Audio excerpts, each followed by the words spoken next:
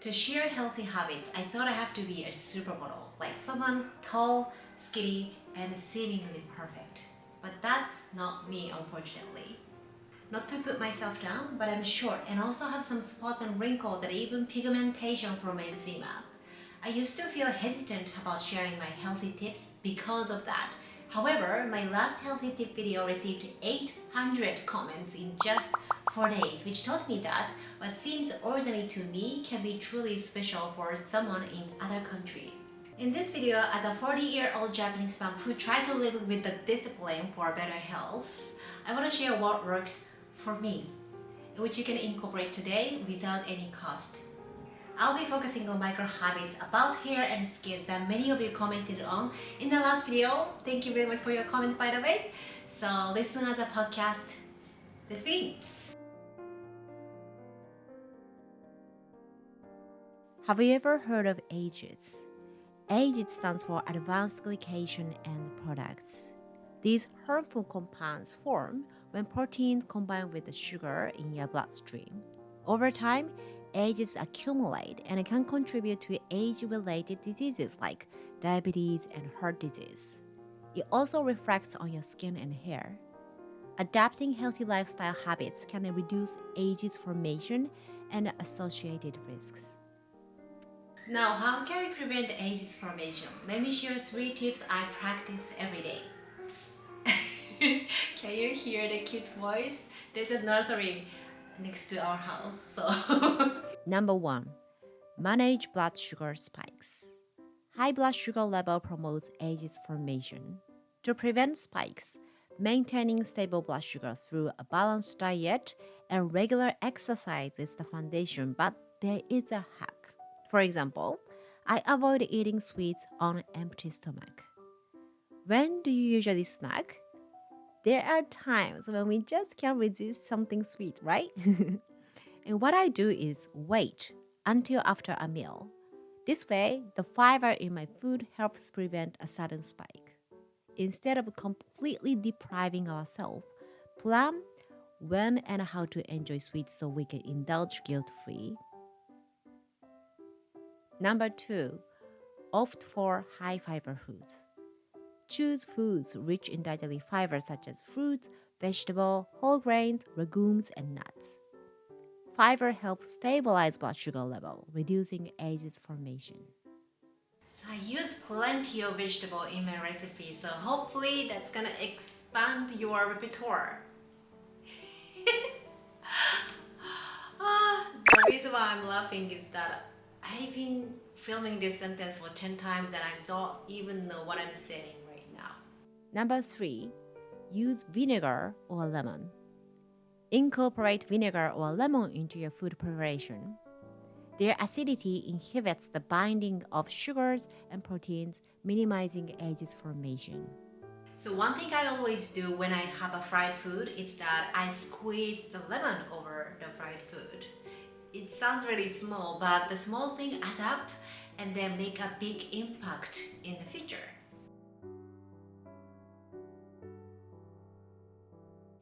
I make a conscious effort to eat slowly. Even on the busy days, I try to set aside time at least once a day to truly enjoy my meal. Sure, there are days when I cook or throw something together in the kitchen, but I make sure that doesn't become my everyday habit. To support this, I pay attention to the dishes I use and the dining environment. I always use my favorite tableware and avoid watching TV or using my phone while eating. I even share this with my kids. In our online shop, we have beautiful Japanese tableware and kitchen tools, and hopefully they can make your dining experience more enjoyable.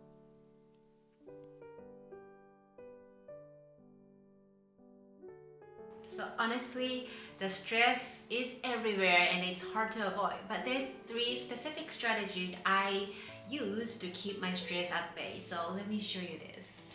Speak up.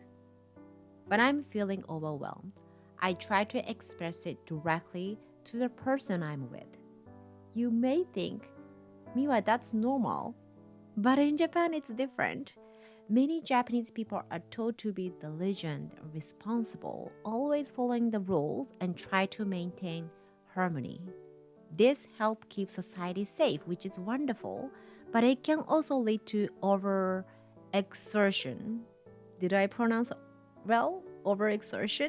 And especially in Tokyo, where balancing work and personal life is challenging. In our culture, many still believe that putting yourself first is selfish. I strongly felt this when I had a newborn and my 2 years old at the same time.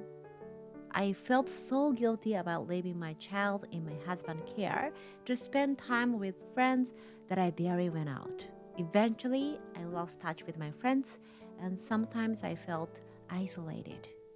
When you hear this, you may think my husband isn't caring enough, but that's not true at all. He's incredibly devoted to our family. However, there are many days in the past when he just couldn't come home because of work.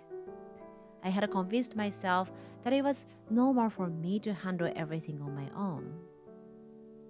I used to believe I had to do for my children exactly what my parents did for me. But now I believe that only when I'm truly happy can I give back to those around me. I feel that very few Japanese share this mindset. I never want to say something disrespectful to Japan where I was born and raised, but I hope someone who lives in Japan can see what I'm trying to say here.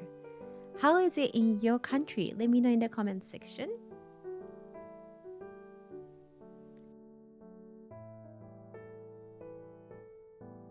When you have kids, our home can become overwhelmingly messy, right?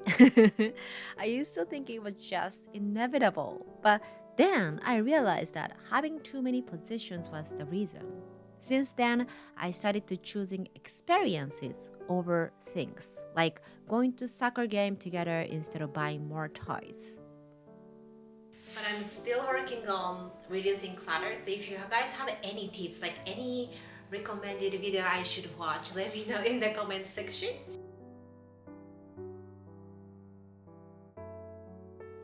Extreme restrictions like never eat sweets, no eating after 8 p.m., or avoid all additives just don't work for me.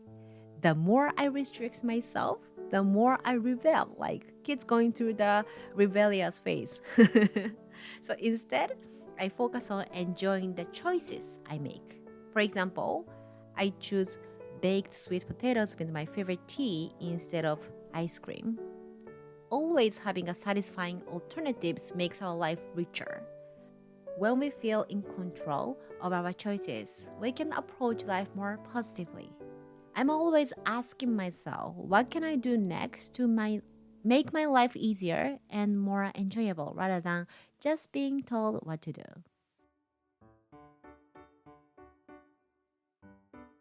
When washing my body and face, I avoid using sponges and rough towels. Instead, I gently cleanse with a whipped soap that feels like a whipped cream. Even small irritant can be troublesome when I have flare-ups. I've tried countless skincare products, but most don't suit my sensitive skin. Japan offers amazing variety of skincare options. Products that promise wrinkle reduction and spot prevention are very appealing at 40. But nothing worked for me until I found the ones that truly fit my sensitive skin. On days when my skin is extra delicate, I keep my routine simple, sometimes using only lotion instead of full steps with the face masks.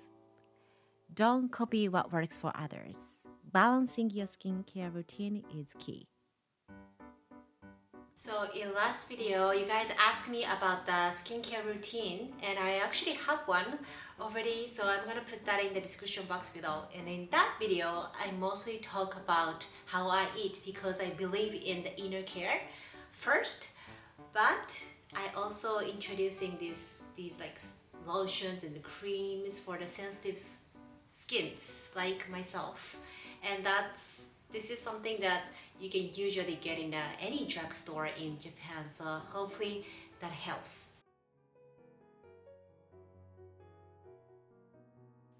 I invest in a high-end hair dryer called Rifa, and it completely transformed my hair texture. It's a bit expensive, so it might be for everyone, but for me, it was a real game changer. And this is not sponsored video. I just personally love this hair dryer, so yeah, I hope you will enjoy that too.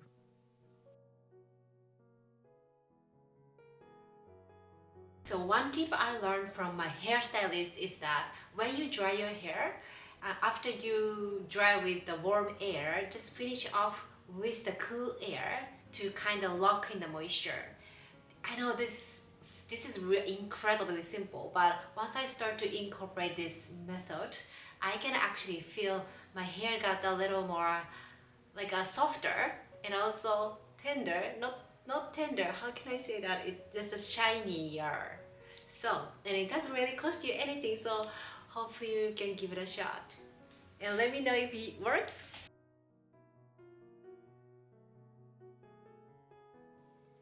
There are so many moments, especially at my age, when a glance in the mirror can drain my confidence.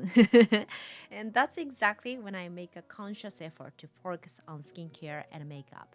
Not for anyone else, but to lift my own spirits. My great grandma, when she was 90, wore kimonos and put on makeup every day, even though she had no plan to go out. As 40-year-old, I hope to at least emulate the spirit. I always say, no matter how much you care for your outer appearance, it won't matter if your inner health isn't balanced. I truly believe that 90% of our well-being comes from inner care through good food, proper exercise, and enough sleep. It might seem like I'm just reiterating the basics, but turning these practices into lasting habits takes real dedication, and there's always a space to remind us. If you want to build healthy habits together, join our membership community called Ikigai Cooking Club. There's a lot of like-minded students, members to support you. And also, there is always me to answer all of your questions that you may have. So this was the continuation of my previous video of how to, what was that? 50 Japanese healthy habits. So if you haven't seen it yet, please watch that one next. And if you have any tip to stay healthy and positive, please share that in your comment section. I feel like I always have to be perfect in the video, but those who at the end of this video, probably you haven't seen my video for a long time. So hopefully I'm still in pajama and I hope it was okay. Thanks all for watching and see you on the next one. Bye bye. またね